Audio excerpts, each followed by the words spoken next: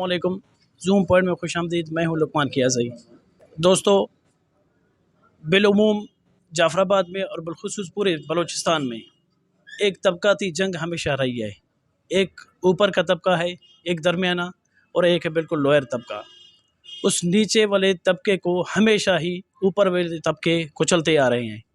तो इन्हीं बदहाल तबके की हुकूक की जंग लड़ने वाले लीडरों में एक नाम जमात इस्लामी के डिप्टी जनरल सेक्रेटरी अब्दुल मजीद बादनी साहब का भी है। उन्होंने भी इन ज़ालिमों के ख़िलाफ़, इस तबक़ाती निज़ाम के ख़िलाफ़ अलम उठाए हुए हैं। आज हमारे साथ मौजूद हैं। हम उनसे जानना चाहेंगे कि वो जाफ़राबाद की सियासत में क्या रोल अदा कर रहे हैं। अस्सलाम वालेकुम। वालेकुम अस्सलाम। सर, जाफ़राबाद में ख़ुसूसन हमेशा हमें देखने में यही आया है कि यहाँ पे नज़रियात नाम की कोई चीज़ नहीं है।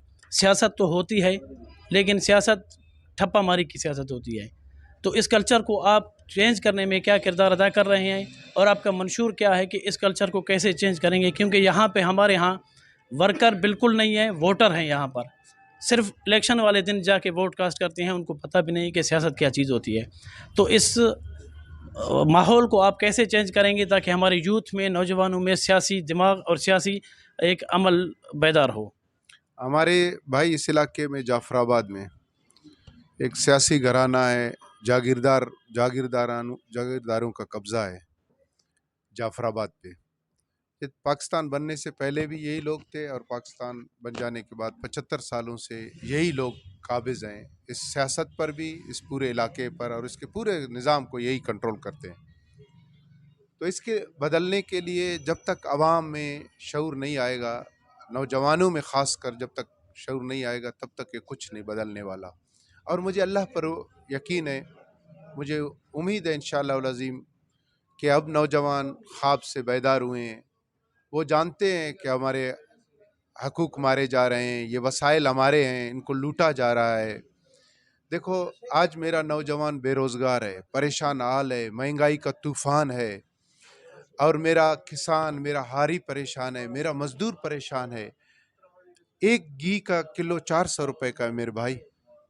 दवाइयों का रेट आप देखें, अभी एक रात में 10-10, 12-12 रुपए, 15 रुपए पेट्रोल डीजल महंगा हो जाता है। जो ये पेट्रोल डीजल महंगा हो जाता है ना, सारी ट्रांसपोर्ट का निज़ाम इसी के ऊपर है।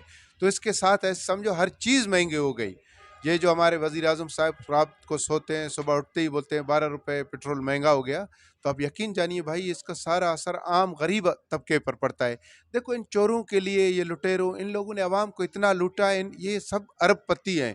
इनके लिए अगर ये घी का किलो 5,000 का हो भी, इनको पता ही नहीं चलेगा कि आज घी हमारे नौकर 5,000 में लेकर आए, क्योंकि हमारा खून, हमारे वसाइल इनके पास इतने ज़्यादा हैं कि इनको खर्च करने में पता ही नहीं चलता कि कितना खर्चा हुआ, कि दिन में कितना महंगाई हुआ। इनसे कोई लेना देना नहीं है, क्योंकि ये आवाम के नुमाइंदे हैं ही नहीं। सच्ची बात तो ये है, तो ना सर होने के बराबर। तो सर इस माहौल को कैसे चेंज किया जाए? ठीक है, आप सियासत भी कर रहे हैं, अवाम भी अल्हम्दुलिल्लाह पहले से बढ़ के आपका साथ भी दे रही है। तो इस माहौल को आप कैसे चेंज करेंगे? ये जो नारा लगाने वाले हैं इलेक्शन के दिन, वोट कास्ट करने के टाइम, या तो वोट देने नहीं आते हैं, अगर देते हैं तो किसी न किसी कोई ना कोई हरबा उन पे इस्तेमाल किया जाता है। तो इन खौफ और इस जुल्म से निकलने के लिए कोई आप स्ट्रेटजी आपकी क्या है? मेरे भाई इंशाअल्लाह अज़ीम, अल्लाह ने खौफ के बादल पहले से बहुत ज़्यादा छट गए हैं। तकरीबन खौफ लोगों के दिलों से निकल रहा है हर दिन। अभी नौजवानों में शऊर आ गया है, वो समझ रहे हैं कि हमारे साथ कौन ज़्यादती कर रहा है। अब लोग उस तरह की धमकियों से खुश नहीं होंगे इंशाअल्लाह अज़ीम, ना किसी खोखले नारों से। लोग अभी अमली काम चाहता है, और नौजवान चाहता है कि उसे रोज़गार हो, उसे सेवरेज मिले, उसे पानी की सहूलत हो, उसको बिजली मिले। वो चाहता है कि मेरा शहर साफ़ सुथरा हो, मेरे रोड अच्छे हों, और मेरा मुस्तकबिल बेहतर हो। और मैं इंशाअल्लाह दिन रात यही कोशिश कर रहा हूँ। देखो, मैं आप लोगों को, मैं पूरे जाफराबाद के नौजवानों को और यहाँ के लोगों को मैं एक बात बताना चाहता हूँ। ये मैं जो जद्दोजहद कर रहा हूँ, इसका हासिल मकसद ये नहीं है कि मैं एमएनए, एमपीए या कोई वज़ीर बन जाऊँ, कतई ये नहीं है। अगर मैं अपनी ज़िंदगी में हमेशा हारता रहा हूँ, अगर मैं अपने जैसे, अगर जाफराबाद में 1000-2000 नौजवान देकर गया ना अपने इलाके को, ये सबसे बड़ी कामयाबी है। अच्छा, ब्यूरोक्रेसी के बारे में क्या कहते हैं? झटपट में, जिस तरह जाफराबाद तो दूर की बात, हम सिटी की बात करते हैं कि झटपट की, यहाँ पे जो अफसरान हैं उनकी कारकर्दगी के मुतालिक क्या कहते हैं कि क्या क्या परफॉर्मेंसेस हैं उनके, अफसर तबके के लिए कोई पैगाम या उनके बारे में क्या कहते हैं? मैं भाई मेरे सच्ची बात है, यहाँ पर जितने भी ऑफिसर जाफराबाद में खासकर लाए जाते हैं ना, बलूचिस्तान के सबसे नाहल, नालायक और करप्ट ऑफिसर यहाँ पर तैनात किए जाते हैं।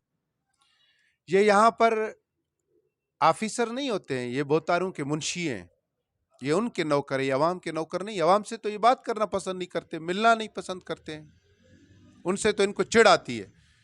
अच्छा। यहाँ पर जो आपने डीसी बिठाए हुए हैं ना, इंतहाई नालायक, इसकी वजह से पिछले साल आपको पानी 5 महीने तक आपके शहर को नहीं मिला। कई बार उनसे मुलाकात हुई, वो लॉलीपॉप देकर बस आपको, वो अपनी ऊपर जिम्मेदारी लेने के लिए तैयार ही नहीं है। ये मेरा काम नहीं है, आप एक्सीएन के पास, आप एडमिनिस्ट्रेटर हैं, पूरे जिले का मालिक हैं आप इस तरह से कैसे मुझे कह सकते हो कि आप मेरे पास क्यों आते हो, आप क्यों उधर नहीं जाते पीएचई के एक्सीएन के पास, इरिगेशन के एक्सीएन के पास? हम उनके पास भी जाते रहे हैं, मगर आपके पास आएंगे, आप पूरा जिला ये आपके अंडर में आते हैं, ये सारे डिपार्टमेंट्स। अच्छा, बिल्कुल सर, जिस तरह कि आपने कहा कि ये नौजवान ही मुल्क का और कौम की तकदीर बदलते हैं, तो तब्दीली लाने के लिए सबसे बड़ा एलिमेंट होता है वो तालीम का होता है। तो हमारे यहाँ जाफराबाद में जो तालीमी निज़ाम है, यहाँ पे आप डिग्री कॉलेज का मुआयना करें या हमारे जो स्कूल्स हैं उनमें आप देखें कि तकरीबन एक तो घोस्ट टीचर काफ़ी हैं, और जो ड्यूटी करते हैं, जो ड्यूटी सरअंजाम देते हैं टीचर हजरात हमारे, उनकी भी कारकर्दगी इतनी नहीं है कि जब एग्ज़ाम होते हैं, एग्ज़ाम के टाइम कोई बच्चा अपना पेपर खुद हल कर सके, वो भी नकल के ज़रिए नकल करके पेपर पास करता है।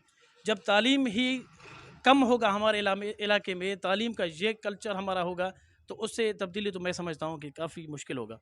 फिर भी जिम्मेदार वही तबका है ना। इधर एक तो तबकाती जो तालीमी निज़ाम है, इन जालिमों के बच्चे, इन वडेरे जागीरदारों के या इन नुमाइंदों के बच्चे ओ लेवल, ए लेवल, ओ लेवल इस तरह की तालीम हासिल करते। ऑक्सफोर्ड की तालीम उनको यहाँ दी जाती है पाकिस्तान में। मेरे बच्चे को आज भी अलिफ बे पे से शुरू होता है, तो मेरा बच्चा उसके बच्चे का कैसे मुकाबला कर सकता है? और मेरे बच्चे को उधर भी टीचर नहीं मिलेगा। वो सारे टीचर, आपको तो पता है ना, यहाँ पर अक्सर टीचर बोतारों के ही उताकों के मुंशी हैं या नौकर हैं, उनके बंगलों में बैठे हुए हैं, सियासत भी उनके लिए कर रहे हैं।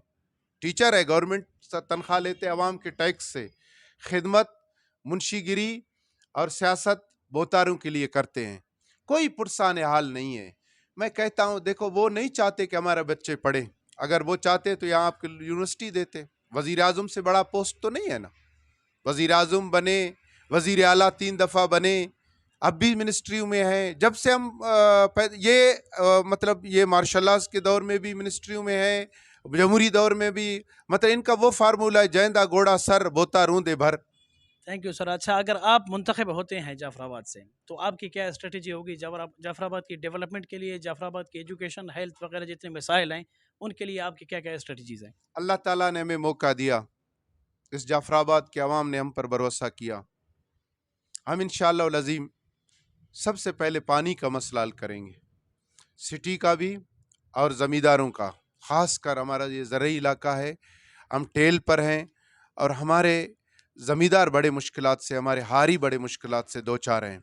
शहर में दूसरे नंबर पर हम पानी के बाद सेवरेज का सिस्टम इंशाल्लाह ठीक करेंगे इंशाल्लाह अल्लाह के हुक्म से। तीसरे नंबर पर हम बिजली के सिस्टम को ठीक करेंगे इंशाल्लाह। शहर में हर जगह ट्रांसफार्मर जले हुए हैं, चंद लोगों को इन लोगों ने ईमान के ख़रीदने के एवज़ ट्रांसफार्मर दिए हैं। वो ऐसे जालिम हैं कि दूसरे गरीब को, अपने हमसाए के गरीब के तार भी लगाने वहाँ नहीं देते, क्योंकि बोतार ने मुझे ये दिया है, क्योंकि मैंने अपना ईमान बेचा था। और वो भी सही कहते हैं, ईमान बेचा है, इतनी कीमती चीज़, तो वो ट्रांसफार्मर भी तो इतना कीमती हो गया। तो मेरी बदकिस्मती है कि यहाँ पर ट्रांसफार्मर 50 का देने के लिए वहाँ पर एक प्रोग्राम रखाया जाता है, किसका? एमएनए साहब का। एमएनए साहब माशाल्लाह 50 के ट्रांसफार्मर के इफ्तिताह पर आते हैं। ये है मेरी पस्ती, ये है मेरा लेवल, और इससे निकलने की ज़रूरत है मेरी कौम को।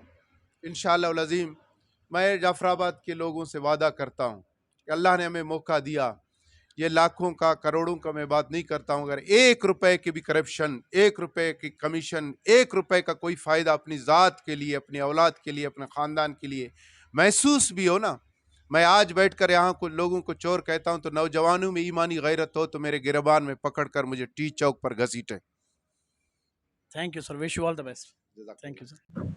तो नाज़रीन, जिस तरह के आप लोगों ने सुना कि अब्दुल मजीद बादिनी साहब जमात इस्लामी के डिप्टी जनरल सेक्रेटरी हैं, उनका यही कहना है कि एक तबका है ऊपर का, एक तबका है नीचे का। इस निचले तबके की जंग लड़ने के लिए मैं मैदान में हूँ। तो जिस तरह के आप लोगों ने सुना कि वो कह रहे हैं कि अगर मुझे अल्लाह पाक ने मौका दिया तो जाफराबाद की डेवलपमेंट के लिए, जाफराबाद की बिजली का सिस्टम, जाफराबाद की नालियों, रोड वगैरह के सिस्टम बेहतर बनाएंगे। वीडियो देखने का बहुत शुक्रिया। Thank you.